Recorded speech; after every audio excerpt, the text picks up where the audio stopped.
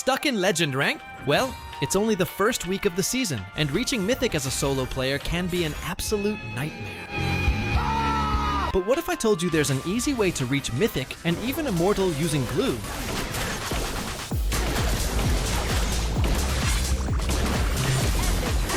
In this video, I'll show you the best rotation for every lane matchup, how to deal with counters, and what to do if Gloo gets banned.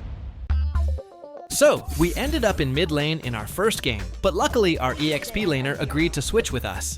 We actually played this game the moment the season started on June 17th, so we could face stronger teammates and opponents. Most of these players are probably former Immortal players as well. That last pick, Faramis, is going to make this game really difficult, and X-Borg is also a tough matchup for our lane. So, here's what you're going to do. We need to cut the lane, because X-Borg will just keep poking us with his fire if we stay in lane. But if he doesn't let us cut, just back off because you'll end up getting burned by the true damage from his passive. There are several heroes that can stop your lane cut, like Diroth, Cece, and others. That's why you need to play a lot of Gloo games, so you'll know every matchup and when you can or can't cut the lane.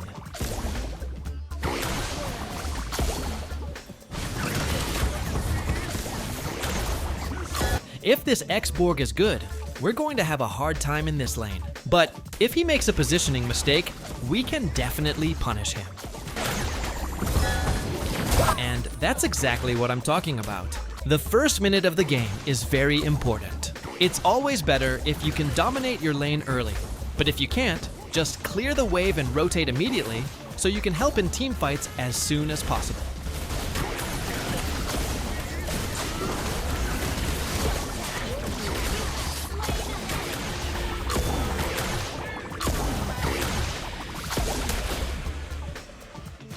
Watch what this Faramis is about to do here.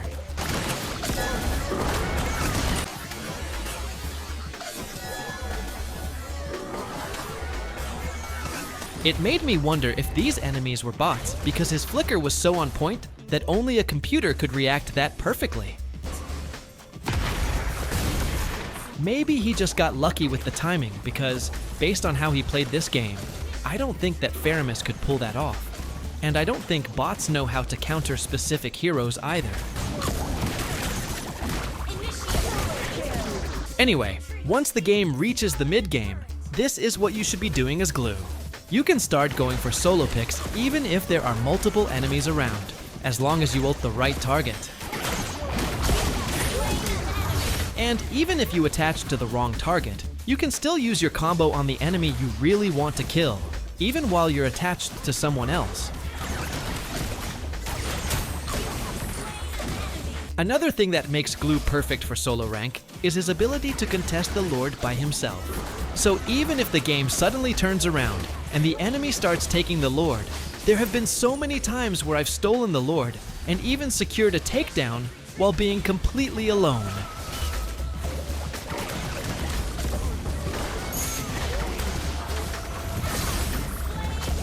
I got taken down here, but stealing the Lord makes it worth it.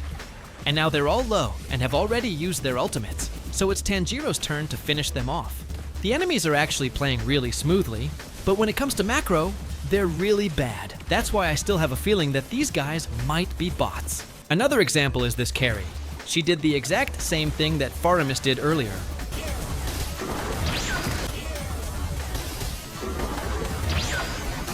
Do you guys think these were actually bots? I honestly feel like something was off in this game. Let me know what you think in the comments. Next we got Gloo again. And of course, Gloo's best friend, Faramis, got picked again. So it's a roam Faramis and... what is this? A Hirara EXP lane? Hirara is an incredibly easy lane for Gloo, so there's no need to cut. We're just going to pressure her from the start and make her life miserable. But make sure to bait out her Petrify first. After that, we can start tower diving her as early as level 2.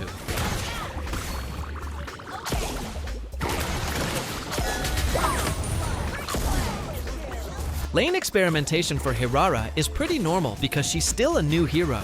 And a lot of people feel like her damage is lacking, so they're still trying different lanes to figure out where she works best. But this Hirara picked the worst possible time to experiment because we're not here to let people test heroes. We're here to destroy everyone in our path. They also have a counter pick, but we don't really care about that. That perfectly timed flicker from earlier was honestly scarier than the Ferromi's pick itself.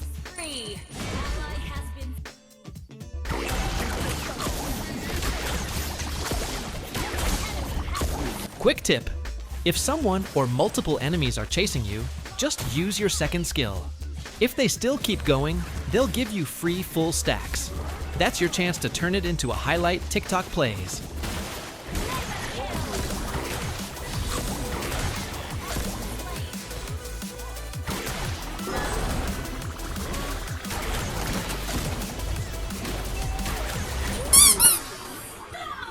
My teammates are also here to crush everyone, so this game is really one-sided. That's why I'm telling you, it's better to play right after the season starts, so you have a chance to get better teammates and enemies. But I guess I was also just lucky. Gloo was banned for quite a few games, and only just got opened again. For now, we'll focus on when Gloo is open, and go over every possible scenario you might face. We'll talk about what to do when Gloo gets banned later, so don't go anywhere because that's really important. And if you're new here, don't forget to subscribe to the channel. Anyway, we got Alice as our lane opponent, and honestly, she's one of the matchups I hate the most. She's so tanky and has so much sustain. So when you're up against an Alice, don't waste your time trying to kill her. Just ignore her and focus on cutting the lane. Once you've cut the lane, immediately rotate and help your teammates. It's way more valuable than wasting time trying to fight Alice. In this situation, I really need to hit level 4 while also preparing for a potential fight, so I have no choice but to take some of Lunux's minions. Sorry, Lunux. This is crucial because we need to keep chasing this Alucard and make sure he can't contest the turtle.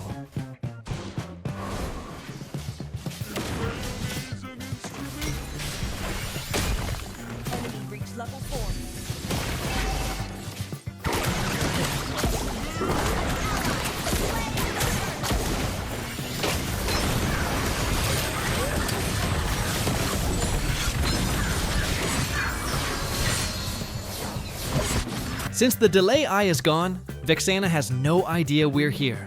So the moment she walks toward the turtle, we're going to ambush her.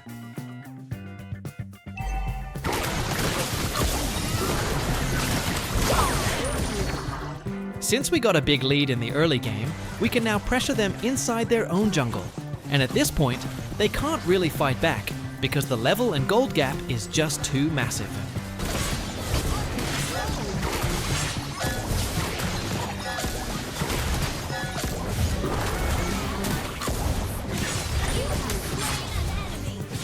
At this point, we can finally fight Alice as well, because she's already behind, just like the rest of her team.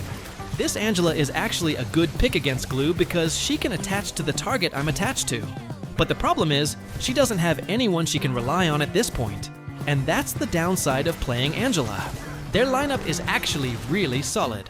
They have a Vexana, who is a direct counter to me, and they also have a Moskov who can easily dodge my combo. But they struggled so much in the early game, which proves that micro are better than just picking counters. That's why practicing your hero is more important than picking a counter you're not comfortable with and ending up playing poorly. By the way guys, if you're looking for affordable diamonds, top up here at Richmond Shop because their diamonds are super affordable. Just click the link below and you'll be redirected to their main page. They have affordable weekly pass and diamond packages that you can choose from. The good thing is you can pay using Gcash. Just enter your ID and server, then proceed to payment, and that's it. What are you waiting for? Top up now! Another easy game. That's how important it is to be familiar with your opponents and hero matchups. We're now 4-0 with Gloo, and let's see if we can maintain this perfect win rate all the way to Mythic.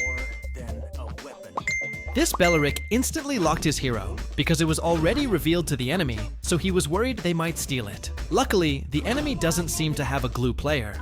Now this is what you should do against a Freya. We're going to cut the lane, but if she's waiting for us, we're going to back off because Freya is very strong at level 1 and can easily kill us if we fight her. But this is really unusual because she's so afraid to even walk up to the wave. I guess she doesn't really know how strong her hero is. We're going to cut the lane now since Freya is playing really safe, then we'll look to take down their jungle Julian. This is a great opportunity because he started at the purple buff, and we have a good chance of taking him down.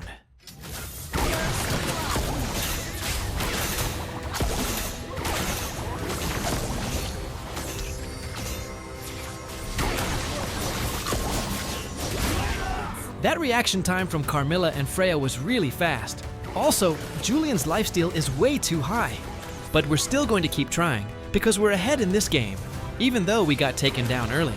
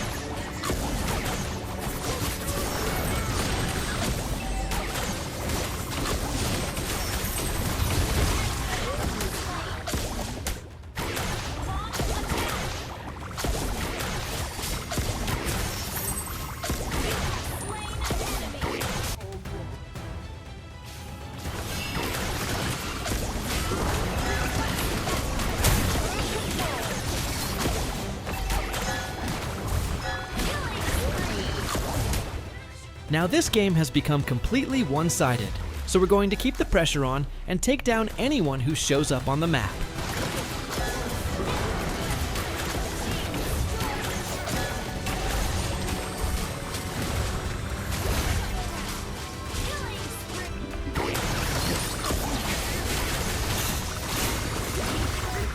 Now, we're playing a little more aggressively, but that's just our team's playstyle. So I have no choice but to follow the tempo of this game. At this point, it's basically turned into a brawl.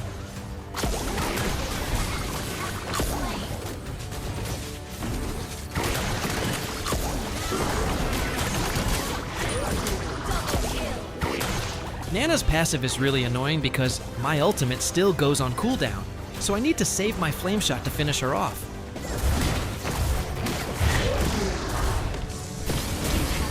But now that your passive is gone, you're not going anywhere.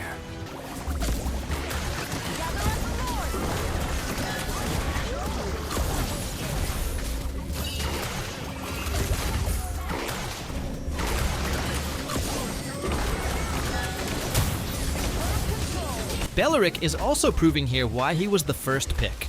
Well played, Belleric.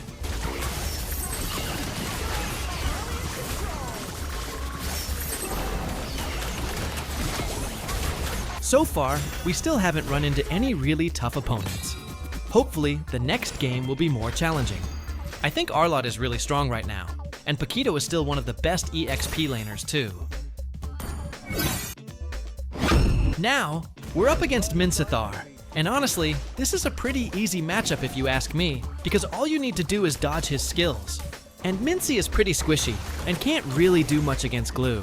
Also, if you're going to pick a hero like Mincy in the EXP lane, make sure your jungler can take care of himself, because you'll have two problems to deal with: your own lane, and helping your jungler whenever the enemy invades.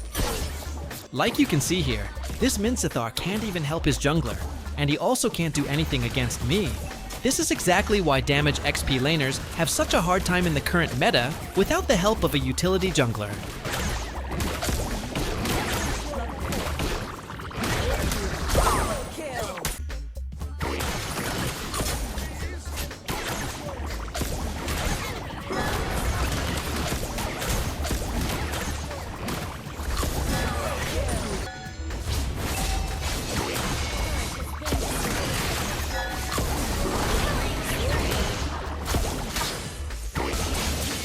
Although we've seen plenty of lineups like EXP Sun with a damaged jungler work before, it still depends on the situation. But your chances of winning are definitely higher if you have a good team composition, like an early game utility jungler paired with a damage EXP laner, or a squishy jungler paired with a tanky EXP laner that can still deal decent damage. Remember, the main job of an EXP laner is to help your jungler secure upcoming objectives while also disrupting the enemy jungler. Picking off enemies and making flashy micro plays is just a bonus. That's exactly why Gloo is so good for solo queue. Now Gloo is open again, and this time we're going up against the Lapu Lapu, This will be the toughest match so far, and the closest I've been to losing. And shout out to this YSS in this game. We cut the lane, but since he started at the purple buff, we didn't really have anywhere else to go except back to the EXP lane. And honestly, the Lapu Lapu I faced here played really well and managed to keep me stuck in lane.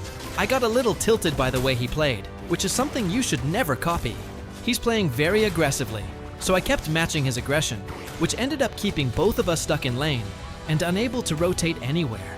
On top of that, everyone on my team was losing their lanes, so I really didn't have much of a choice but to stay here.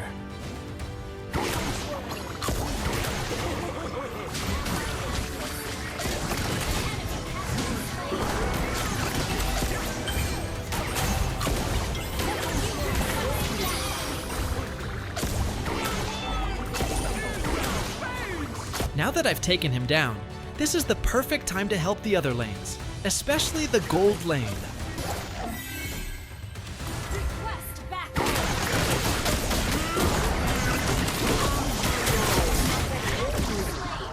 Now we actually have a pretty good chance to contest the turtle, but I didn't realize that our jungler was still in the gold lane.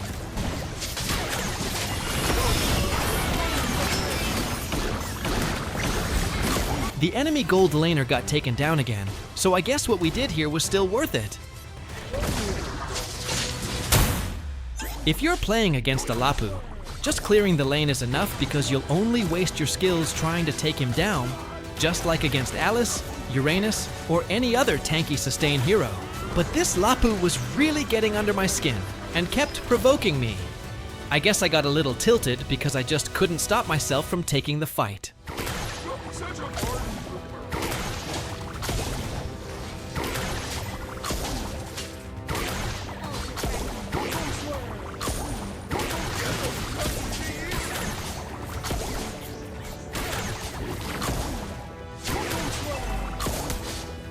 My mindset is that I need to take down my lane opponent first before rotating to other lanes. If I leave while my opponent is still healthy, they can still have an impact. But this Lapu Lapu, ugh.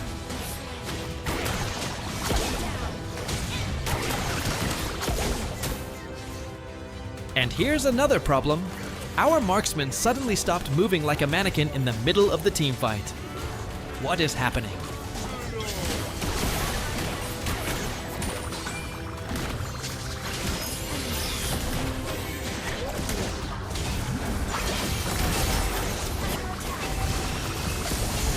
But we're not going to give up just because of that. We still have a chance here, and in fact, we can beat them as long as our positioning is good, just like what happened here.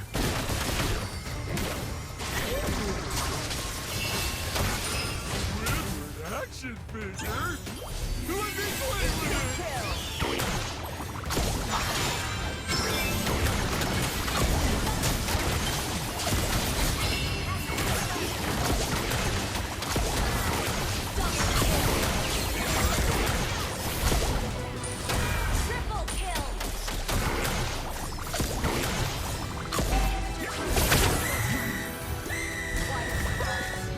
Somehow, we managed to wipe them out, but we got a little too confident, and the game swung back in their favor again.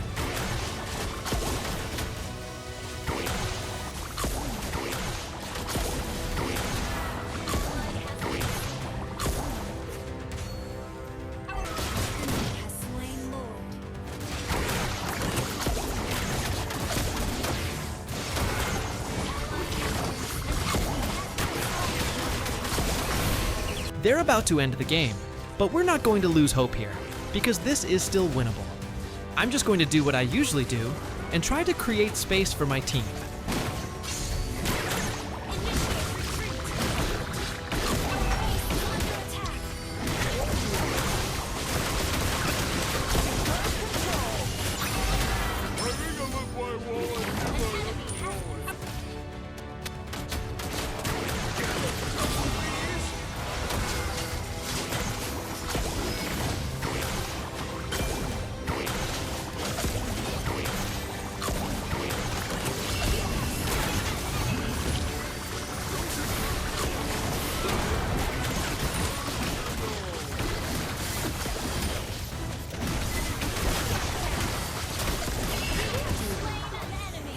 Now everything is even again. So let's see if this Lapu Lapu can keep doing what he was doing earlier, because we're already in the late game, and one wrong move can decide the game.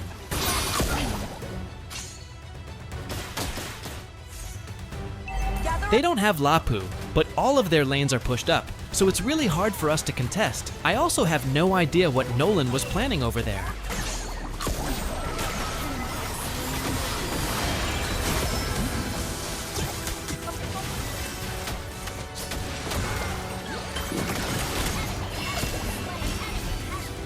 They secured the Lord, but we managed to take down 2 of them, so that's still a winning trade for us. If they decide to force a fight now, this could be our chance to turn the game around.